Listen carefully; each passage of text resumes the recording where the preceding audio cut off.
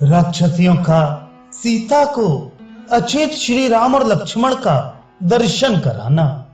रावण कुमार इंद्रजित जब अपना काम बनाकर लंका में चला गया, तब सभी श्रेष्ठ वानर श्री रघुनाथ जी को चारों ओर से घेर कर उनकी रक्षा करने लगी। हनुमान, अंगद, नील, सुषेण, कुमुद, नल, गज, गवाक्ष, गवै, शरभ, गंधमादन, जामवान, ऋषभ, स्कंद, रंभ, शतवाली और पृथु, ये सब सावधान हो। अपनी सेना की व्यूह रचना करके हाथों में वृक्ष लिए सब ओर से पहरा देने लगे।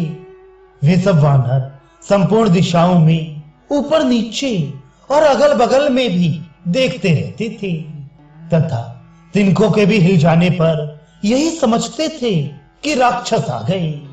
उधर हर्ष से भरे हुए रावण ने भी अपने पुत्र इंद्रजित को विदा करके उस समय सीता जी की रक्षा करने वाली राक्षसियों को बुलवाया। आज्ञा पाते ही त्रिजटा तथा अन्य सब राक्षसियां उसके पास आईं। तब हर्ष में भरे हुए राक्षस राज ने उन राक्षसियों से कहा, तुम लोग विदे कुमारी सीता से जाकर कहो कि इंद्रजित ने राम और लक्ष्मण को मार डाला। फिर पुष्पक विमान पर सीता को चढ़ाकर रणभूमि में ले जाओ और उन मारे गए दोनों बंधुओं को उसे दिखा दो, जिसके आश्रय से गर्भ में भरकर यह मेरे पास नहीं आती थी। वह इसका पति अपने भाई के साथ युद्ध के मुहाने पर मारा गया। अब मिथिलेश कुमारी सीता को उसकी अपेक्षा नहीं रहेगी। वह समस्त आभूषणों से विभूषित हो भय और शंका को त्याग कर मेरी सेवा में उपस्थित होगी। आज रणभूमि में काल के अधीन हुए राम और लक्ष्मण को देखकर वे उनकी ओर से अपना मन हटा लेगी तथा अपने लिए दूसरा कोई आश्रय न देखकर उधर से निराश हो विशाल लोचना सीता स्वयं ही मेरे पास चली आएगी। दुरात्मा रावण की वह बात सुनकर वे सब राक्षसियां बहुत अच्छा कहे उस स्थान पर गई जहां पुष्पक विमान था। रावण की आज्ञा से उस पुष्पक विमान को वे सब राक्षसियां अशोक वाटिका में बैठी हुई मिथिलेश कुमारी के पास ले आई। उन राक्षसियों ने पति के शोक से व्याकुल हुई सीता को तत्काल पुष्पक विमान पर चढ़ाया।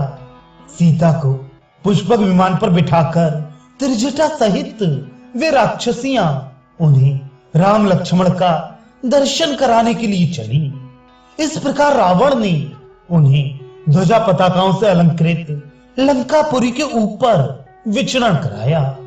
इधर हर्ष से भरे हुए राक्षस राज रावण ने लंका में सर्वत्र ये घोषणा करा दी कि राम और लक्ष्मण रणभूमि में इंद्रजित के हाथ से मारे गए। त्रिजटा के साथ उस विमान द्वारा वहां जाकर सीता ने रणभूमि में जो वानरों की सेनाएं मारी गई थी उन सबको देखा। उन्होंने मांसभक्षी राक्षसों को तो भीतर से प्रसन्न देखा और श्री राम तथा लक्ष्मण के पास खड़े हुए वानरों को अत्यंत दुख से पीड़ित पाया। तदनंतर सीता ने बाण शैया पर सोए हुए दोनों भाई श्री राम और लक्ष्मण को भी देखा, जो बाणों से पीड़ित हो संज्ञा शून्य होकर पड़े थे। उन दोनों वीरों के कवच टूट गए थे, धनुष बाण अलग पड़े थे, सायकों से सारे अंग छिद गए थे और वे बाण समूहों के बने हुए पुतलों की भांति पृथ्वी पर पड़े थे। जो प्रमुख वीर और समस्त पुरुषों में उत्तम थे वे दोनों भाई कमल नयन राम और लक्ष्मण अग्निपुत्र कुमार शाख और विशाख की भांति शर समूह में सो रहे थे। उन दोनों नरश्रेष्ठ वीरों को उस अवस्था में बाण शैया पर पड़ा देख दुख से पीड़ित हुई सीता करुणाजनक स्वर में जोर जोर से विलाप करने लगी। निर्दोष अंगों वाली श्याम लोचना जनक नंदिनी सीता अपने पति श्री राम और देवर लक्ष्मण को धूल में लौटते देख फूट फूट कर रोने लगी। उनके नेत्रों से आंसू बह रहे थे और हृदय शोक के आघात से पीड़ित था।